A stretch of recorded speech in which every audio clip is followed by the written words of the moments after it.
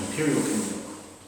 So, not long from now, Ryan Garcia and Conor Benn are going to fight. It's going to be a big one.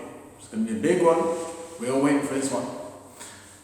You saw how they were pushing and shoving last time Ryan Garcia came to UK. And Conor Benn grabbed him and shoved him up. This is an interesting one. And you know, I've got different things to say, different thoughts on both of them. You know, we'll do a quick one. Because they're both decent fighters. They're both decent fighters. And at 147, this should be a banger. Some people have been saying, you know, namely myself, that I didn't like the idea of Conor going up and down weights. You know, he went all the way up to fight Chris Eubank. They had two fights. 160. That's a way away from 147, where Conor normally is. But the show was so big because of the historical value of it. You know, the two dads, the two names, Eubank and the Benn family names. You know, it was huge. It was huge. So I guess he just had to do it. They just had to figure a way to make it happen. Eubank wasn't necessarily at his best because he'd come all the way down.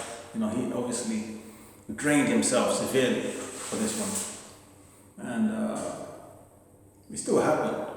We got a nice little glimpse. It's almost like watching people spar. You know, you can say, well, it's sparring. It's not exactly the same. No, it's not. But it kind of gives you an indication of how they would fare generally. So that's how the Eubank and Benn fight was. It's not exactly, it didn't exactly really tell you or tell us what they really are against each other, because Eubank was clearly very drained. He had to really drain. And when we say clearly drained, we're talking super drained. That was not him. Ben, you know, he did his thing too. You know, he gave us a nice glimpse of how he would look. So we got kind of fair with the kind of look at both of them. But now he's fighting back down at 147. That's a much better weight. His last fight was that too. And I heard Ben say, I heard Ryan say, he looked a little jittery in that fight. And therefore he believes he's getting a knockout. He's going to knock out Conor. Nice.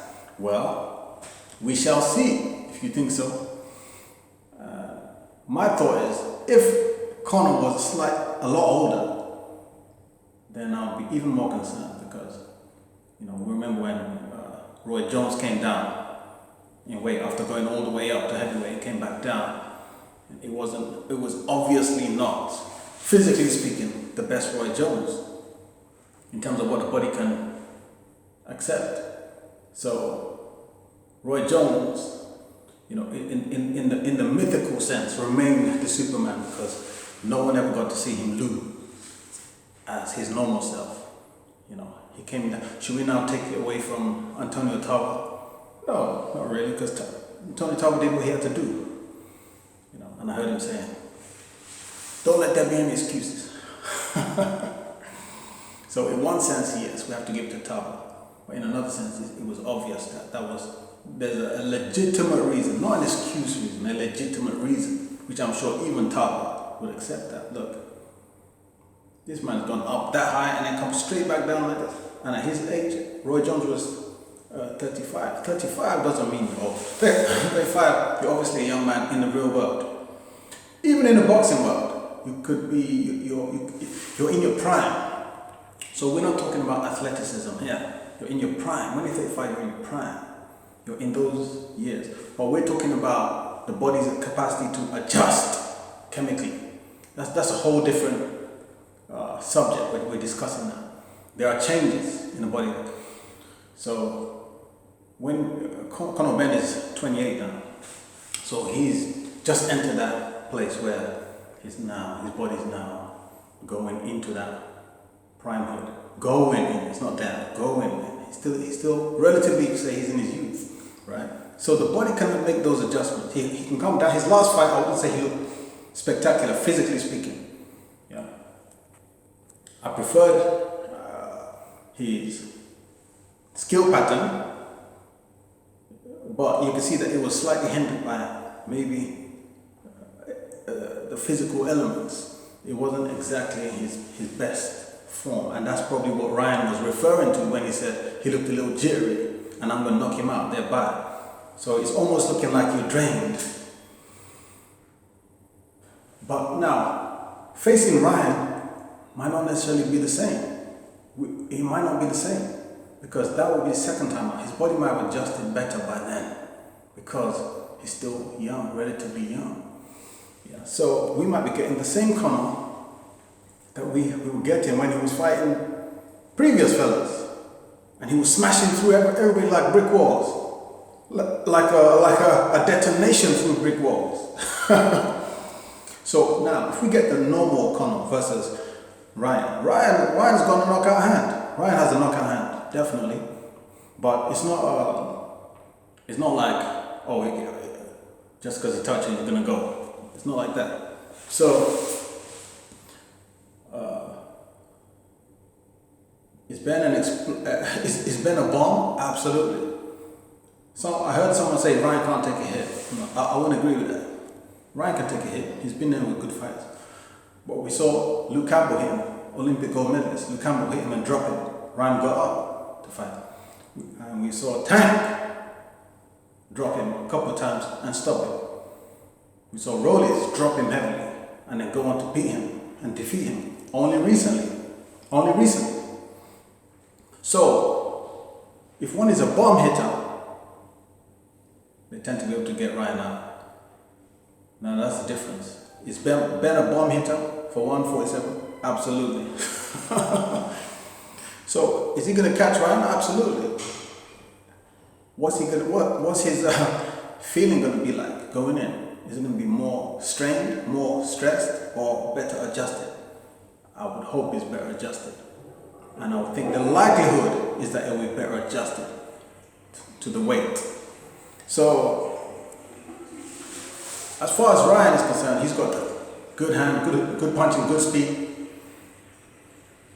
Is that going to be enough? Was it enough for Rollies? No. Oh, Ryan's got this speed. Did that affect Rollies? No. Ryan's got this. Did that affect Tank? No. So, if those things don't happen, I'm not going to say who's going to win per se, but I feel like there's a much higher chance that Conor wins. And if Conor happens to be better adjusted physically to the weight, it's going to be knockout. It's going to be knockout. It's going to be knockout. Oh, going to be knockout. 100%. So the chances are very high. Is there a chance that Ryan can knock him out? Of course. But is it a big chance? No. Is it a very small chance? No. Is it a 50-50? No, it's less than that. But it's a much higher chance that Conor knocks him out. Yeah, it's a much higher chance that Conor knocks out Ryan. Much higher chance. I just don't see Conor getting tired, getting those type of issues, and if he comes at Ryan the way he normally comes, just expect a knockout. Expect a knockout.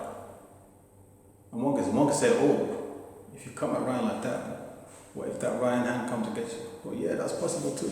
It's just that it's less likely. It's less likely. If Ben starts messing about in front of him, that might happen. If Ben does what he does, which is to seek and destroy, that's likely going to be enough. Likely going to be enough. Yeah. So for that fight, which is just not long from now, I'm expecting that, of course, there's a possibility that Ryan can do it, but it's not a huge possibility. It's a bigger possibility that Ben will take him out. So,